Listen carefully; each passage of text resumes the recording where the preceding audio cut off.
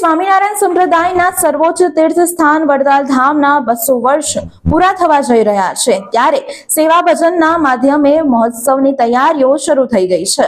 શ્રી લક્ષ્મીનારાયણ દેવ ત્રિશતાબ્દી મહોત્સવની સેવાઓ જગન્નાથપુરી સુધી પહોંચી છે।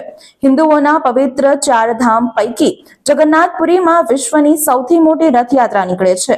રથયાત્રાના દર્શન કરવા સમગ્ર ભારતમાંથી લાખોની સંખ્યામાં દર્શનાર્થીઓ ઉમટી પડે છે।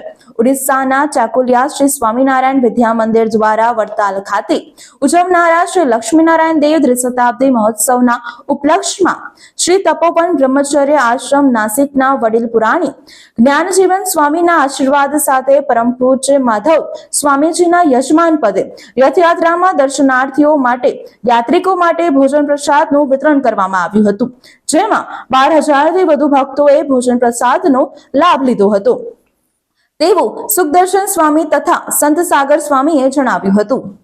વડોદરાના સમાચાર જુઓ તથા આપણી ચેનલને સબસ્ક્રાઇબ કરો અથવા સંપર્ક કરો।